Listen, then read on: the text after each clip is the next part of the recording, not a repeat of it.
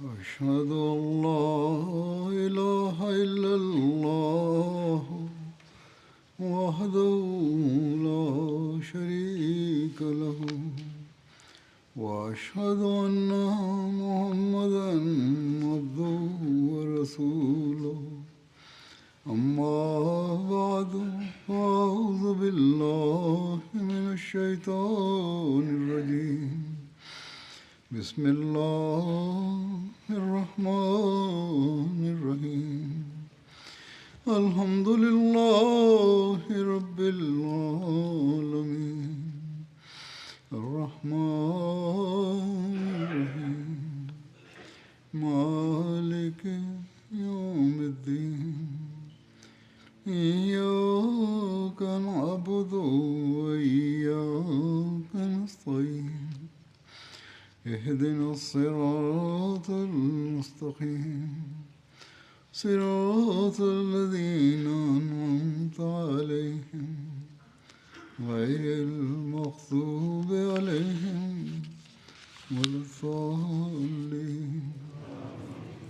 Yoenda Fadak Hat Bashir bin Saad Shaban Hijriya Saba pamwe na watu selasini alienda Fadak kwa Banu Murra. Banu Murra wakawaua watu wote wa Bashir bin Saad. Habari zake zimeshaelezwa kabla.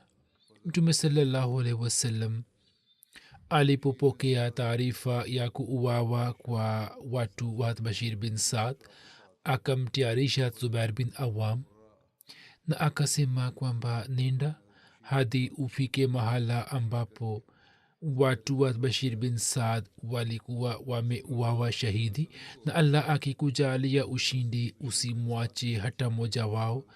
Wale walio maadui waliofanya zulma na kuwaua Waislamu usiwaache kuwa hai. Mtume sallallahu alaihi wasallam akawatayarisha maswahaba 200 pamoja naye na akafunga bendera kwa ajili yao. Hat Ghalib akafika karibu na maadui, yeye akatuma majasusi, yani Hat Ghalib akatuma majasusi na akatuma Ulba bin Zaid pamwe na watu 10 kwenda kwa mahala ambapo maadui walikuwa wamepiga kambi. Wao wakaona kundi moja na wakaja kumweleza Hat Ghalib hali zote. Hat Ghalib akasonga mbele na akawa karibu na maadui kiasi kwamba angeweza kuwaona. Maadui wakatulia na wakalala. Hat Ghalib akamhimidia Allah, kisha akasema kwamba mimi nawasihini kushika ucha Mungu wa Allah aliye mmoja asiye na mshirika. Akawaambia wenzake, si maadui, akawaambia wenzake kwamba mimi nawasihini kushika ucha Mungu wa Allah aliye mmoja na asiye na mshirika, na nyinyi munitii wala msiniasi na msiasi amri yangu yoyote, kwani mtu asiyetii hana rai yake. Na riwaya moja inasema kwamba nini msiniasi, kwani Mtume sallallahu alaihi wasallam amesema kwamba aliyemtii amiri wangu akanitii mimi, na aliyemwasi yeye basi akaniasi mimi. Basi mkiniasi basi mtamwasi nabii wenu.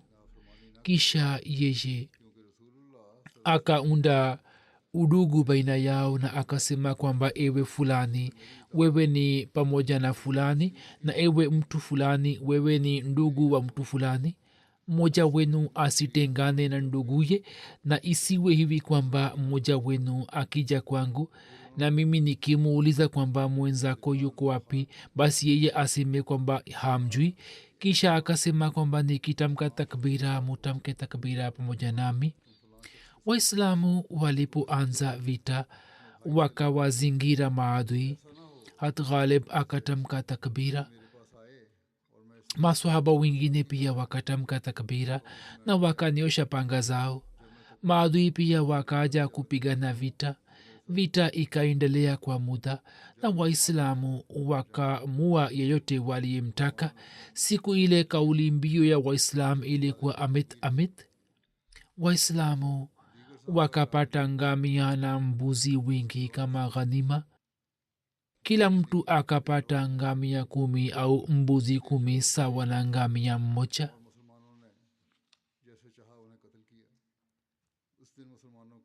kuna saria nyingine, sariyat shujaa bin wahab iendayo si. saria hii ilitokea mwezi wa rabiul awal mwaka wa 8 hijiria chini ya uongozi wa shujaa bin wahab kwenda si iliyokuwa sehemu moja katikati ya maka na basra, ikiwa na umbali wa safari ya mausiku 5 kutoka madina. jina la baba yake shujaa lilikuwa wahab bin rabia. shujaa alikuwa akihesabiwa miongoni mwa masahaba wakubwa waliotangulia kukubali islam katika zama ya awali. miaka 6 baada ya mtume sallallahu alaihi wasallam kudai kuwa mtume, kwa mujibu wa matakwa ya mtume sallallahu alaihi wasallam, akishiriki katika msafara wa pili wa wahajiri wa uhabeshi, alikwenda huko. baada ya muda akisikia uvumi huu kwamba watu wa maka wamesilimu, shujaa akarejea maka kutoka uhabeshi. mtume sallallahu alaihi wasallam alipowaamuru masahaba watukufu wahamie madina, huyo pamwe na ndugu yake ukba bin wahab akiacha ardhi ya makka akaenda madina. shujaa alishiriki katika vita ya badar, ohod, handak na vita zote zingine pamoja na mtume sallallahu alaihi wasallam, na akipata umri zaidi ya miaka 40 akauawa shahidi katika vita ya yamama. kwa vyovyote vile maelezo ya saria hii yamesimuliwa hivi ya kwamba mtume sallallahu alaihi wasallam alikuwa anapokea taarifa kwa ufululizo ya kwamba kutoka eneo la si banu hawazan wanaendelea kuwasaidia maadui wa islam na wakipora watu wa makabila yenye uhusiano mzuri na waislamu wanaenda kujificha maporini. mwezi wa rabiul awal mwaka wa 8 hijiria, mtume sallallahu alaihi wasallam akimpatia shujaa wanajeshi 24 akamtuma kupambana na banu hawazan, pia wanaitwa banu amir.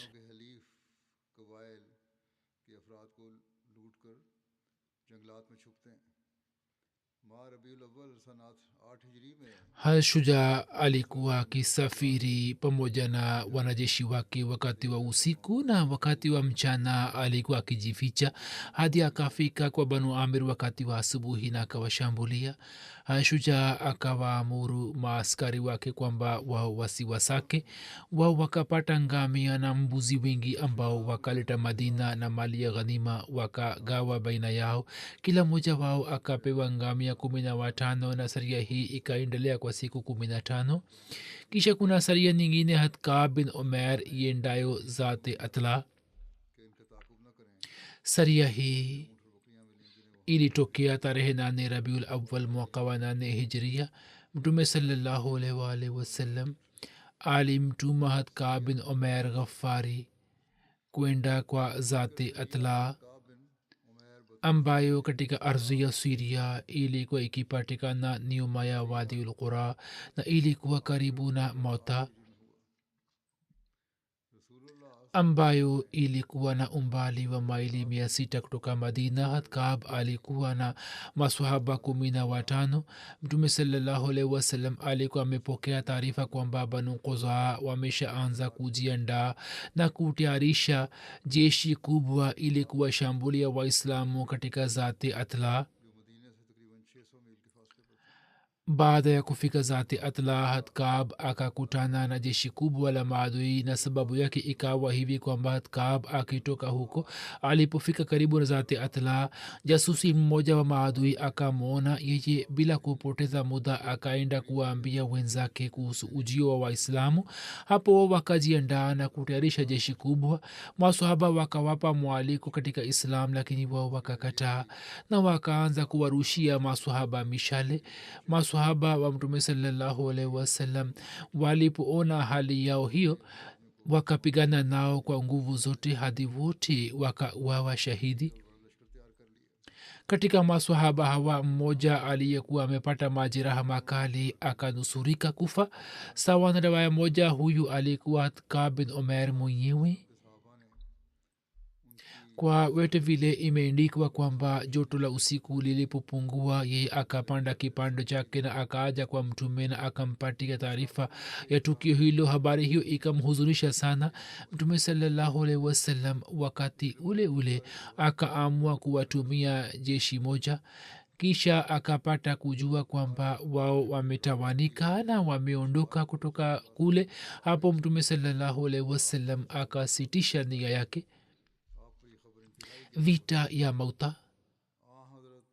vita hii ilitokea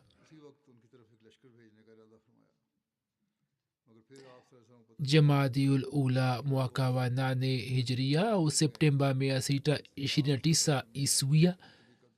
Mauta ni mji mmoja katika mipaka ya Siria kwenda kwenye ardhi ya Balqa ambayo ina umbali wa maili takriban 600 kutoka Madina.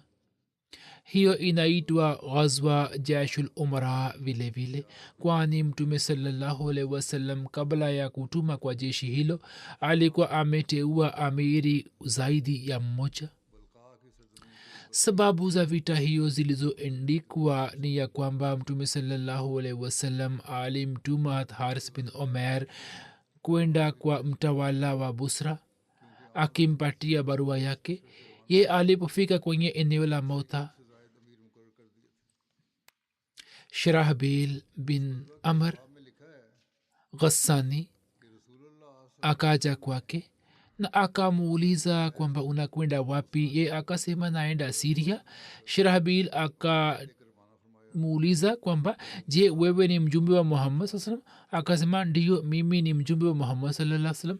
Shirahbil akawaamuru wanajeshi wake na huyu akafungwa na kamba, kisha Shirahbil akamua shahidi.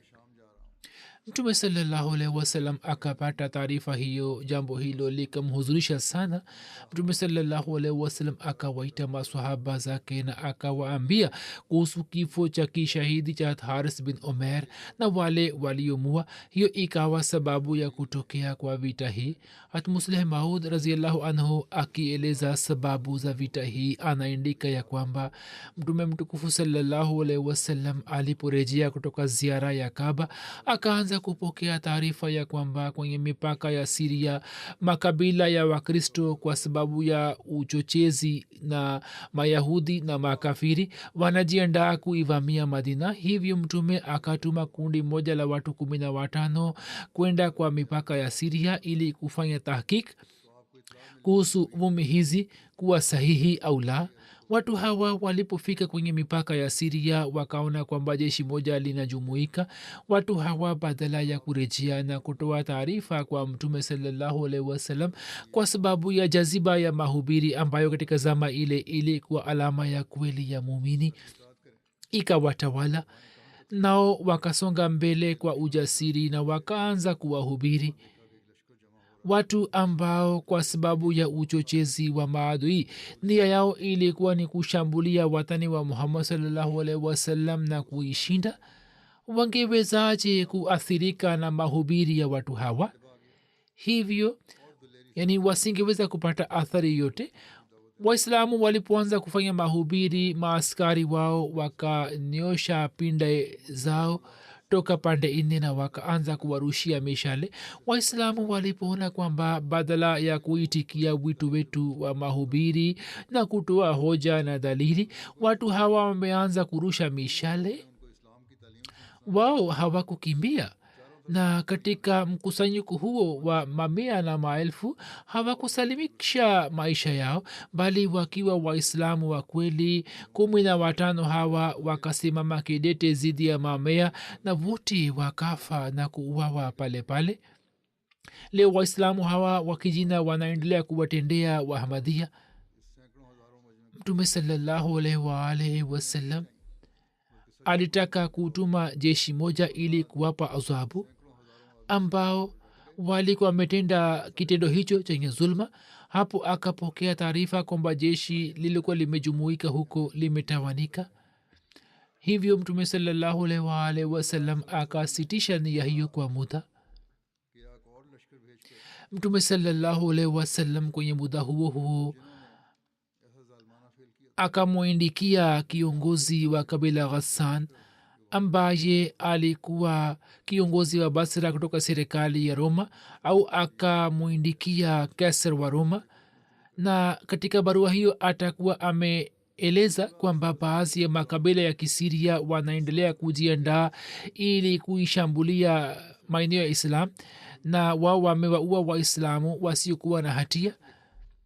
na barua hiyo akapeleka kwa sahaba moja aitwaye al haris.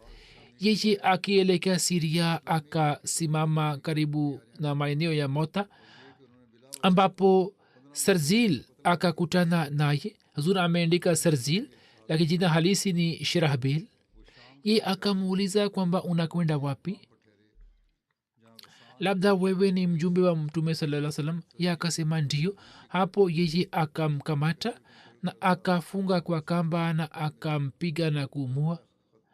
japo katika historia maelezo hayapatikani, lakini tukio hili linatuambia kwamba jeshi ambalo lilikuwa limewaua maswahaba 15, mtu huyo atakuwa miongoni mwa viongozi wake, yani shirahbil.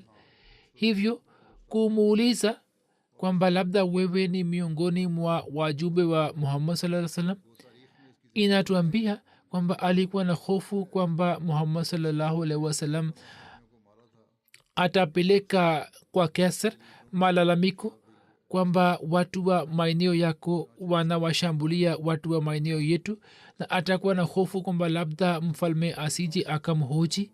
hivyo akaonelea kheri kwamba aamue mjumbe ili ujumbe usifike kwa kaisar na tahkik pia isifanywe. lakini mwenyezi mungu hakuacha nia yake itimie, na taarifa ya haris kwamba haris ameuawa ikamfikia mtume salallahu alaihi wasallam. na hapo mtume salallahu salam kwa ajili ya kuwapa adhabu ya tukio lililotangulia na tukio hili akatayarisha jeshi la watu 3,000 chini ya uongozi wa zaid bin harisa aliyekuwa mtumwa wake aliyemwacha huru, akapeleka upande wa siria. wakati huo mtume saa salam aliwateua maamiri wa jeshi, na habari zake zinapatikana hivi ya kwamba mtume salallahu alaihi wasallam alimteua zaid bin arisa kama amir juu ya watu 3,000, na akasema kwamba zaid akiuawa shahid basi jafar bin abu talib atakuwa amiri, na jafar bin abu talib akiuawa shahidi basi abdullah bin rawaha atakuwa amiri, na kama ye pia akiuawa shahidi basi waislamu wamchague amiri wao yoyote wanamtaka.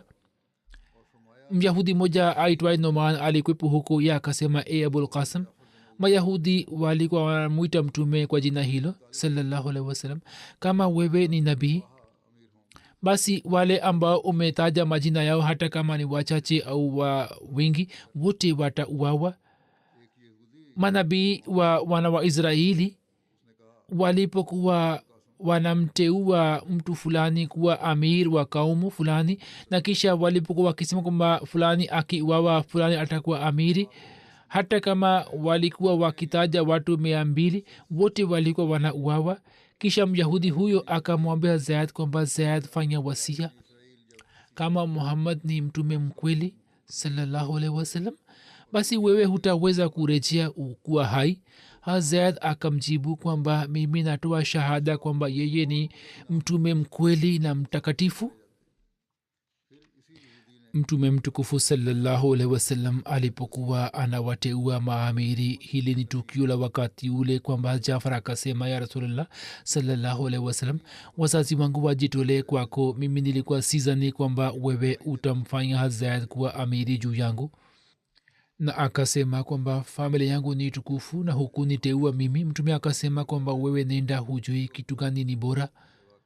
mtume sallallahu alaihi wasallam akampatia hazaz bendera moja nyeupe na akamsihi kwamba kwa kufika kwenye mahala ambapo haris bin omer alikuwa ameuawa shahidi uwapatie watu mwaliko wa islam, wakikubali ni sawa, la sivyo kwa kuomba msaada wa mungu upigane nao vita. mtume salallahu alaihi wa alihi wasallam akawasindikiza watu hawa na akawasihi vile vile. Katika maelezo yake inapatikana kwamba watu wakijiandaa wakaondoka, na baada ya kusafiri na kufika kwenye eneo la Juruf, jeshi zima likakusanywa. Mtume sasa pia akaenda kuwasindikiza hadi sanatul wada. Mtume sallallahu alaihi wasallam kabla ya kutuma jeshi akawapatia miongozo mbalimbali kwamba mimi nawasihini kushika ucha Mungu na kuwatendea waislamu walio wenzenu. Kwa jina la Allah mupigane na wale wanaokataa Mungu. Msidanganye, msifanye hiana, msimuue mtoto mchanga, msimuue mwanamke, wala msimuue mzee. Msikate mtende, msikate mti wowote, na msibomue jengo lolote. Kisha mtume sallallahu alaihi wasallam akimsihi kamanda mkuu wa jeshi alimwambia kwamba ukikutana na mshirikina yeyote umpatie mwaliko kuhusu mambo matatu. Akikubali lolote basi wewe pia ukubali na usimuuzi. Uwapatie mwaliko kwamba wao wahame mji wao na wahamie kwenye mji wa wahajiri. Wakifanya hivyo basi uwaambie kwamba kwa ajili yao ni yale yale ambayo ni kwa ajili ya wahajiri, na juu yao ni yale ambayo ni juu ya wahajiri. Na wakikataa basi uwaambie kwamba katika waislamu waelekee upande wa watu wa vijijini, na kwa ajili yao itakuwa amri ya Allah ambayo ni kwa ajili ya waislamu wengine, lakini hawatapata chochote kutoka mali ya ghanima na mali fe mpaka wafanye jihad pamoja na waislamu. Na wakikataa basi uombe jizia kutoka kwao. Wakikubali basi ukubali wewe na ujizuie kuwapa mauzi, na wakikataa kufanya hivyo basi uombe msaada zidi yao na kisha ufanye jihadi zidi yao. Mkizingira ngome au mji fulani na watu wa huko wakiwaombeni kufunga mkataba kwa jina la Allah na mtume wake, msifanye hivyo, bali mufunge nao mikataba kwa kutumia majina yenu na mababu zenu.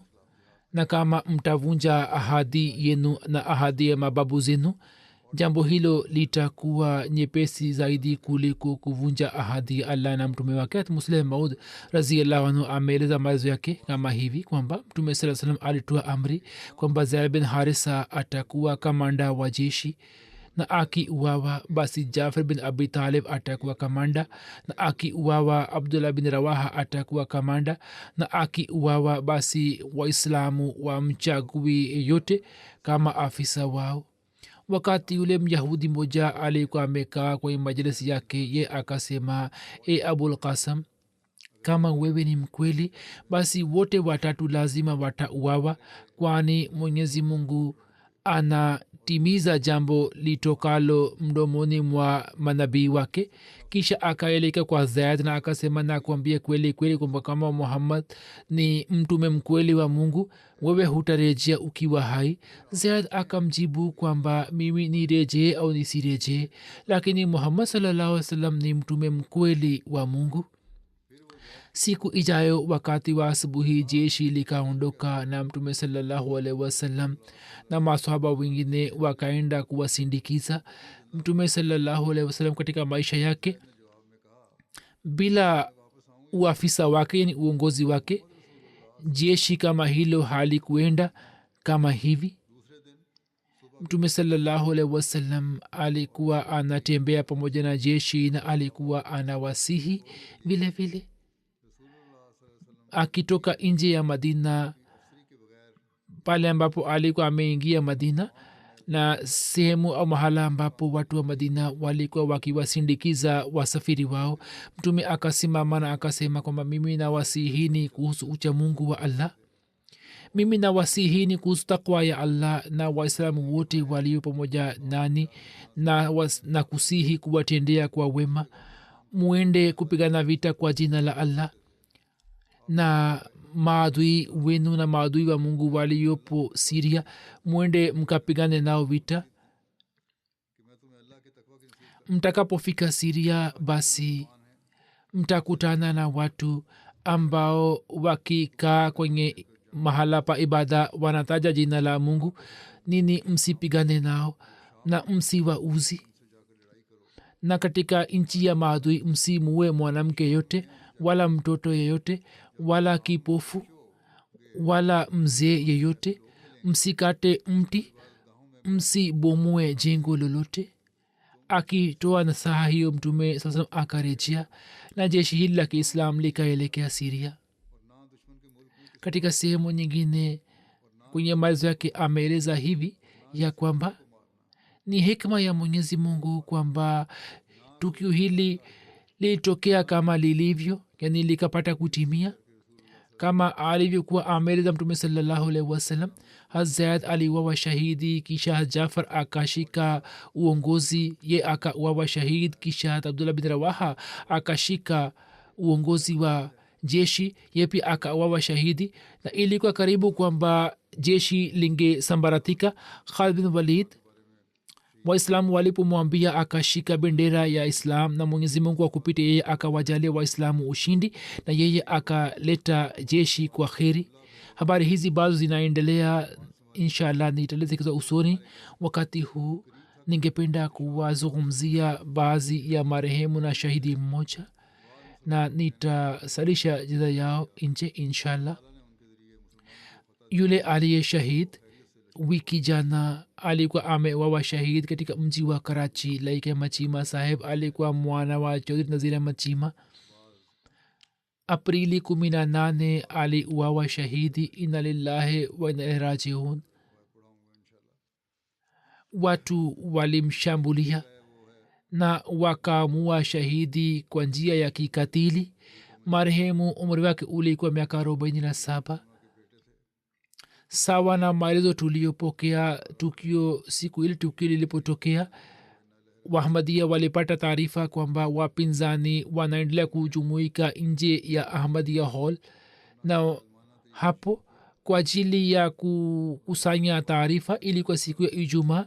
laike machima saheb alipelekwa shahid. marehemu akafika mahala pale, wapinzani wakamtambua laikchima sahib na wakamshambulia na wakamburura na wakapeleka nje na wakaanza kumua kwa kutumia matofali na mawe na wakamua kikatili. alipokuwa kwenye hali ya mahtuti, mtu mmoja akajaribu kumnywesha maji, wao wakamzuia kumnywesha maji. nusu saa au zaidi ilipopita polisi wakafika, kisha maiti ikapelekwa hospitalini ambapo madaktari wakasema kwamba amekwisha fariki dunia. kwenye familia ya marehemu jumuiya ilipatikana kwa kumpitia babu ya baba yake mheshimiwa chaudhry hakim ali saheb wa chishtia wilaya bahawalnagar, ambaye katika zama ya ukhalifa wa kwanza alikuwa amefanya bayat na kuingia katika jumuiya.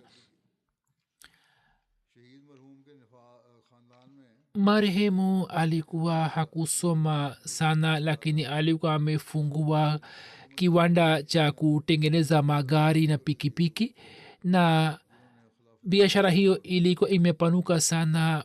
umaarufu wake mzuri na kwa sababu ya hulka zake tukufu, idara mbalimbali za kiserikali zilikuwa zinapeleka magari yao kwenye kiwanda chake. alikuwa na uhusiano mpana na watu. kwa fadhili ya allah, marehemu alikuwa musi na muda wote alikuwa tayari kuitumikia jumuiya na kuihudumia. alikuwa na swali tahajud na sala 5 bila kukosa. alikuwa anawapeleka watoto katika center kwa ajili ya swala, na alikuwa anachunguza kwamba wahmadia wanaofanya kazi kwenye kiwanda chake wanaswali kwa wakati na watu wa nyumbani vile vile. wakati wa shughuli zake, akiacha shughuli zake, alikuwa na swali kwa wakati. kikawaida watu wanafanya biashara au wenye shughuli saa nyingine wanaghafilika, lakini huyu hakuwahi kuacha swala. alikuwa mtu mwema sana mwenye kuwapenda wote. alikuwa mtu wa watu. alikuwa na uhusiano imara na ukhalifa. alikuwa anaangalia vipindi vya mta, haswa hutuba yangu alikuwa anasikiliza. kwa ajili ya kusimamia kesi za jamaati na kwa ajili ya kutoa huduma mbalimbali. Muda wote alikuwa tayari. Siku mbili kabla ya tukio hili alienda mahakamani ambapo alikuwa amepewa vitisho kutoka wapinzani.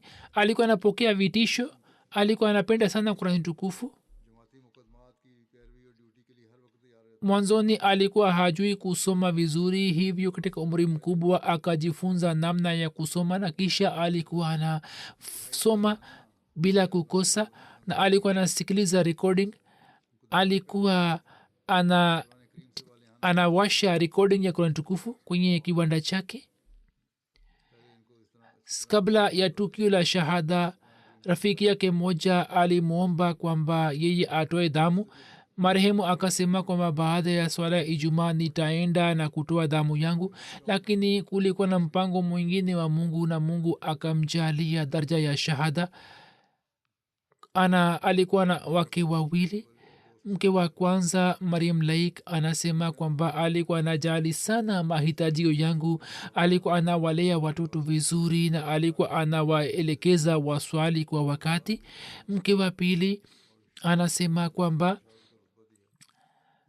ni wote walikuwa wanaishi kwa njia nzuri. Anasema kwamba alikuwa na elimu kubwa sana na mara nyingi alikuwa anaongelea manabii watukufu. Alikuwa ananilea katika mambo mbalimbali. Mke wa pili Farah Laik anasema kwamba alinilea vizuri. Wazazi wangu hawakunilea namna ambavyo mume wangu alivyonilea baada ya ndoa katika muda huu wa miaka miwili.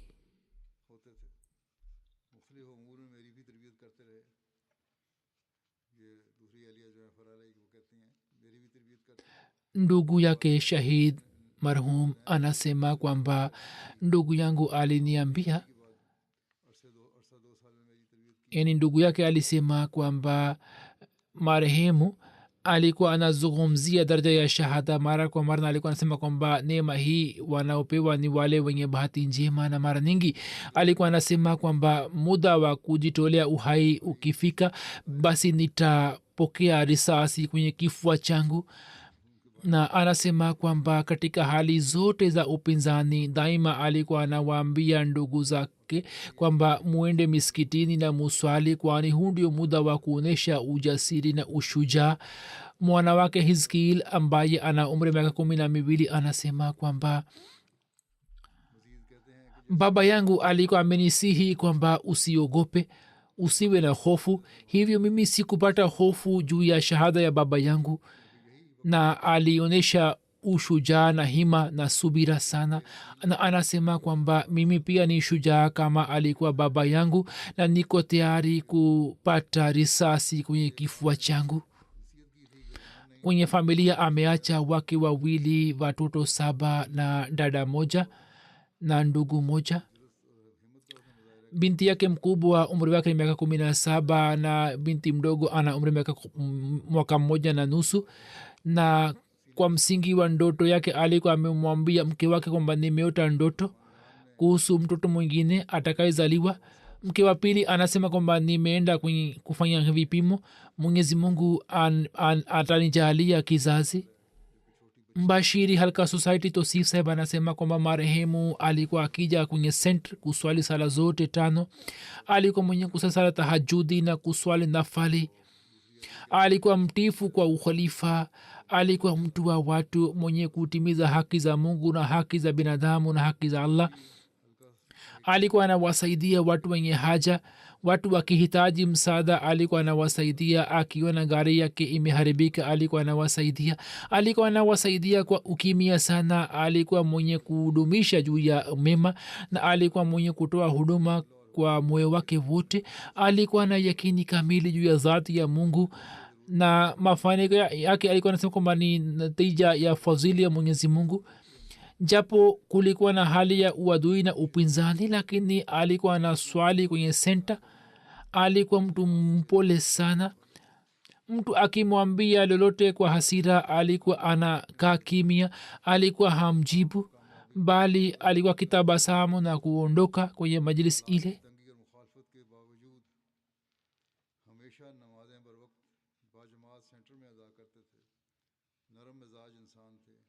vivyo hivyo katibu wa fedha ameandika au mwenyekiti wa jamaat kwamba hesabu yetu haikuwa sawa. Tulimwambia kwa kosa kwamba bado unadaiwa. Yeye hakutuuliza kwamba au hakusema kwamba mimi si daiwi, bali akatoa mchango na mchango ulikuwa mkubwa, 1,000,000 rupia. Baadaye tukamwambia kwamba hesabu yetu haikuwa sawa na ulikuwa hudaiwi, bali hela hiyo ni ya ziada. Akasema haina shida, kama nimetoa katika njia ya Mungu basi sitachukua tena. Kisha alikuwa na mpango wa kuhamia pamoja na familia yake. Alikuwa amekusha fanya matayarisho yote, na mwenye kusimulia kueleza anasema kwamba siku moja kabla aliniambia kwamba tuna mpango wa kuhamia nje ya nchi ambapo kuna uhuru wa kidini. Ninatamani kwamba niwafundishe watoto adhana na takbira kwa sauti ya juu, ili wakifika huko wakiswali nyumbani basi watoe adhana na kisha waswali. Mwenyezi Mungu ainue daraja za shahid na awalinde watu wa familia yake, afanye mpango wa kuwakamata maadui. Leo pia tupokea taarifa katika mji wa Kasur kijana mmoja Ahmadia ameuawa shahid. Bado hatujapata maelezo yote. Mwenyezi Mungu afanye mpango wa kuwakamata wazalimu kwa ajili yao ni sasa. Allahumma mazzikhum kulla mumazzakin wasahikum tasihika. Marehemu anayefuata ni Amatul Musawir Nuri Sahiba ambaye alikuwa mke wa Daktari Masud Hassan Nuri Sahib. Siku za nyuma alifariki dunia. Inna lillahi wa inna ilaihi rajiun. Alikuwa mjukuu wa Mirza Sharif Ahmad Sahib na upande wa mama alikuwa mjukuu wa Nawab Amatul Hafiz Begum Sahiba. Alikuwa binti wa Mirza Daud Ahmad Sahib. Alikuwa musi, alikuwa binamu yangu vile vile. Dr. Masud Hassan anasema kwamba Khalifa Masih Saleh salamullah taala alikuwa amefungisha ndoa yetu. Huzur hakumuuliza yeye wala wazazi wake, na alikuwa amemuuliza baba yangu kuhusu mimi kwamba nifunge ndoa yake. Wakati ule Kartal Daud Ahmad Sahib na mke wake Khalifa Masih Saleh alipowaambia, wao wakasema kwamba tufanye istikhara kwa siku chache. Huzur akasema kwamba nimeshafanya istikhara tayari, hivyo hakuna haja ya kufanya istikhara zaidi. Ndoa ilitangazwa. Anasema kwamba miaka 51 ya maisha yenye ndoa yalipita kwa upendo mkubwa na kwa utii na kwa urafiki. Alikuwa na tabia ya kuswali sala zote. Alikuwa mtu wa watu, alikuwa mkarimu sana, alikuwa anamtawakali Mwenyezi Mungu. Tangu miaka kadhaa alikuwa mpata shauku ya kusoma Qurani tukufu kwa kutafakari sana. Alikuwa anawauliza maulama maswali mbalimbali. Alikuwa na shauku ya kusoma dini mbalimbali. Kisha Dr. Sahib anasema kwamba alitoa mchango mkubwa kwenye wakf na katika masomo yangu. Muda ukifika wa furaha au kwenda kwenye matembezi na nikipata dharura hospitalini, alikuwa anajitolea kwamba mimi sitakwenda. Na tangu miaka kadhaa, miaka 4-3 alikuwa naumwa sana. Akavumilia maradhi yake kwa uvumilivu na kwa subira.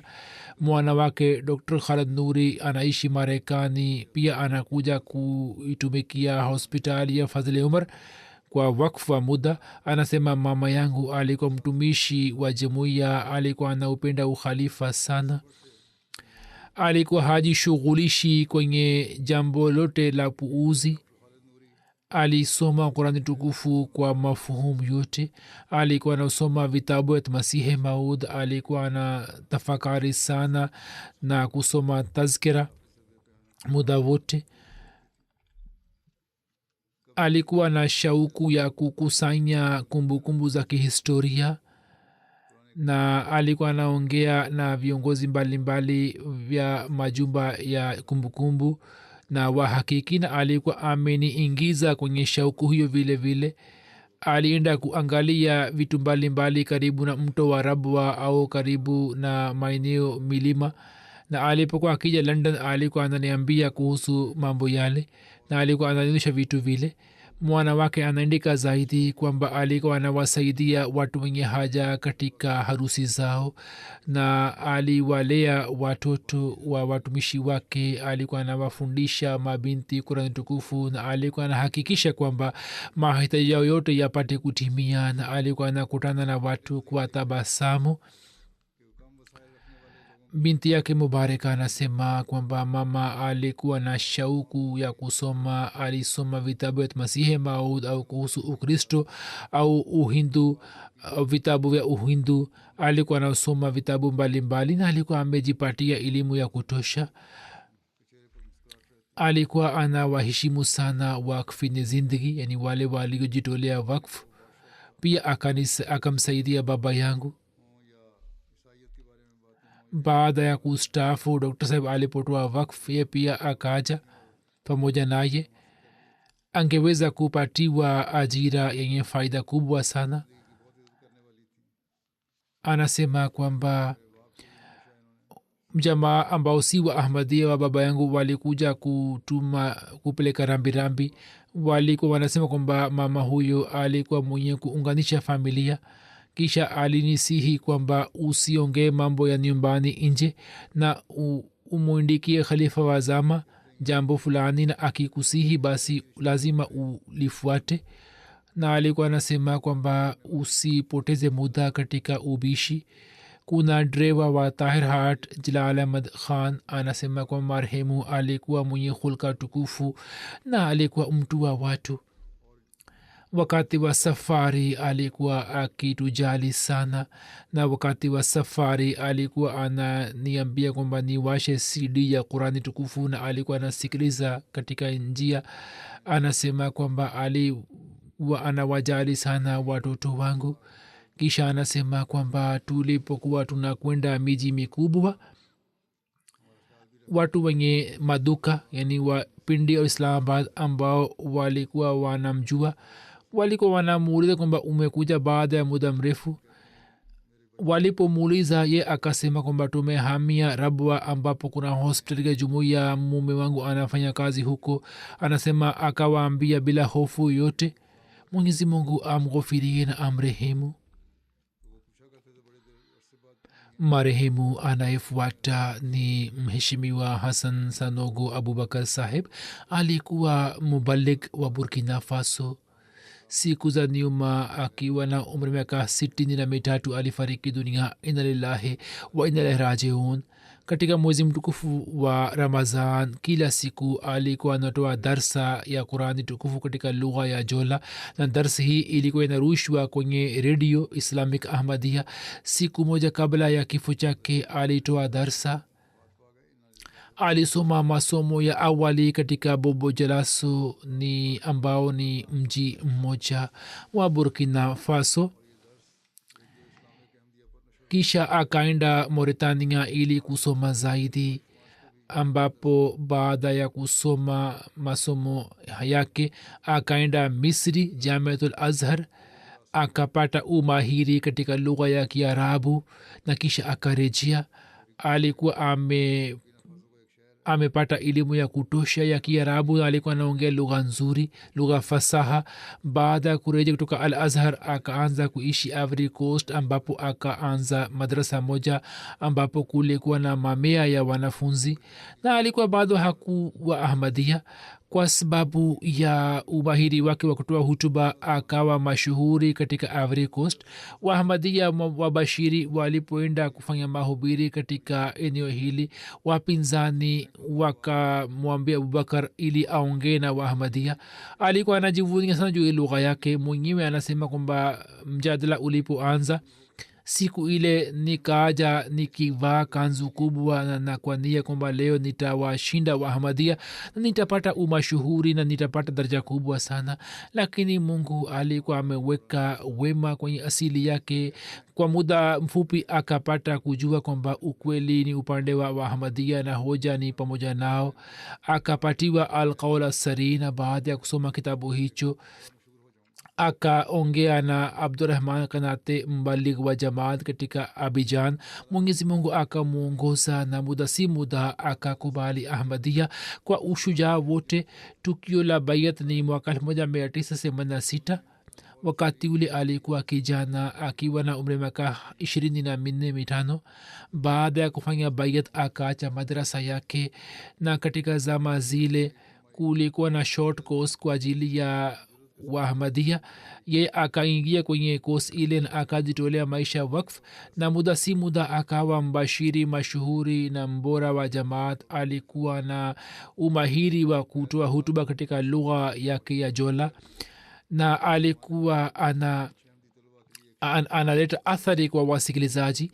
adris shah saheb alipoenda kuitumikia jamaat katika nchi ya burkina faso miaka 1990, yeye akachukua kibali cha kumleta abubakar sandogo saheb katika nchi ya burkina faso kutoka ivory coast. ye akashiriki kwenye tabligh, na katika muda mfupi akaanza kupata mafanikio katika maeneo ambapo watu wanaongea lugha ya jola, na kwa kupitia yeye sasa matawi mengi yakapatikana. mwaka 1999 katika maeneo burkina faso ambapo wahamadia walikuwa wamewawa shahidi, ye akapelekwa huko. katika maeneo hayo watu wanaongea lugha ya kiarabu na watu wanaongea ili kuleta athari kwa watu. yeye akafanya mijadala na maulama wakubwa na akapata ushindi juu yao. akafanya mahubiri katika vijiji vya mbali hadi maulama ambao si wa ahmadia wakaanza kuonyesha kiherehere ili kuja kufanya naye mijadala. akapata umashuhuri katika maeneo yake na matawi mengi yakapatikana kwa kupitia yeye. 1991 akawasiliana na imam ibrahim badiga saheb shahid mahdiabad na wenzake ambao wakafanya bayati, na kisha mwaka 2023 wakapata ushahidi na wakawa nyota za kiahmadia. 2002 katika bobo jalaso redio ya kwanza ikapatikana.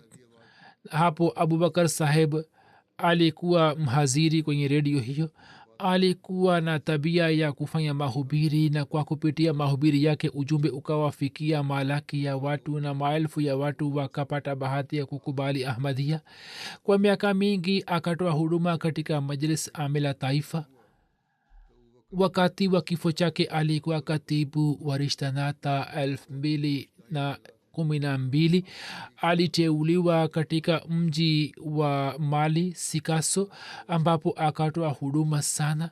2019 baadhi ya vijana walipoleta njama zidi ya jumuiya, mimi nikapeleka bobo jolaso na aliteuliwa kama sadr jamaat. yeye kwa ushujaa na kwa hikma na kwa juhudi na kwa dua akamaliza fitna ile, na watu wote wakafanya bayati kwa upya.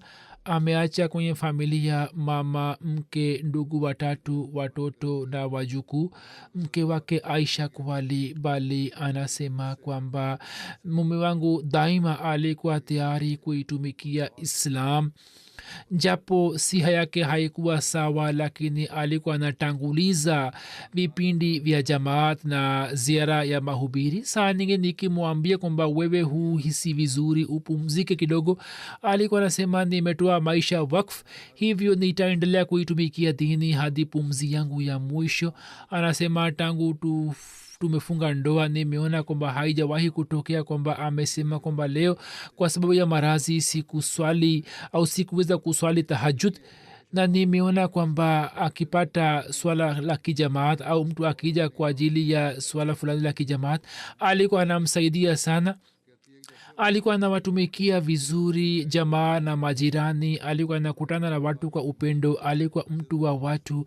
alikuwa mwenye kupenda sana Qur'an tukufu na alikuwa ashiki wa mtume sallallahu alaihi wasallam. huo ni mfano wa wakfe zindagi na mbashiri ambao wabashiri wetu daima wanatakiwa kuweka mbele yao.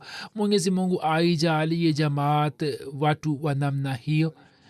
adri shahe saheb sabik amir jamaat burkina faso anaandika kwamba marehemu alifanya kazi ya mahubiri kwa juhudi sana na akatimiza haki yake. uso wake ulikukitabasamu na alikuwa anatoa hoja madhubuti na daima alikuwa tayari kusimamisha kiwango cha juu cha huduma.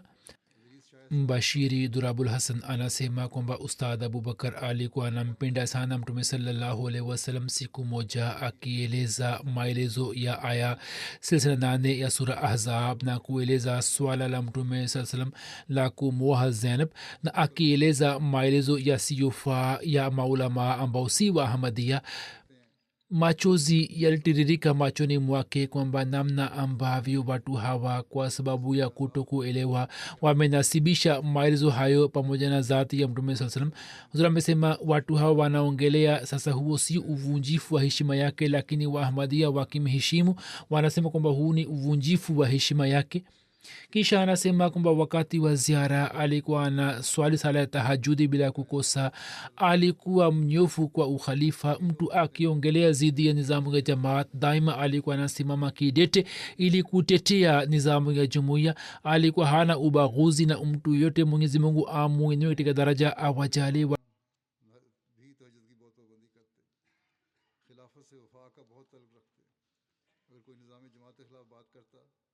तो हमेशा नंगी तलवार की तरह निज़ाम जमात के दिफा में सामने आ जाते, कभी किसी से बुग़्ज़ और कीना नहीं रखते थे। अल्लाह ताला उनके दर्जात बुलंद फरमाए, इनकी औलाद को भी इनकी नेकियों की जारी रखने की तौफीक अता फरमाए, इनकी दुआओं को वारिस बनाए।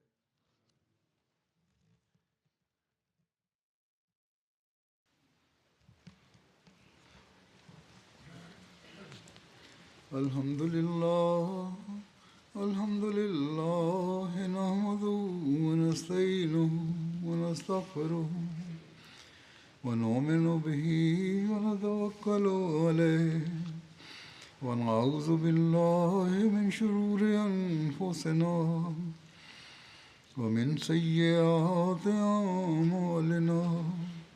मन यहदिहिल्लाहु फला मुदिल्ल लहु ومن يضلل فلا هادي له ونشهد أن لا إله إلا الله ونشهد أن محمدا عبده ورسوله. عباد الله رحمكم الله إن الله يأمر بالعدل والإحسان وإيتاء ذي القربى وينهى عن الفحشاء والمنكر والبغي يعظكم لعلكم تذكرون. اذكروا الله يذكركم وادعوه يستجب لكم ولذكر الله أكبر.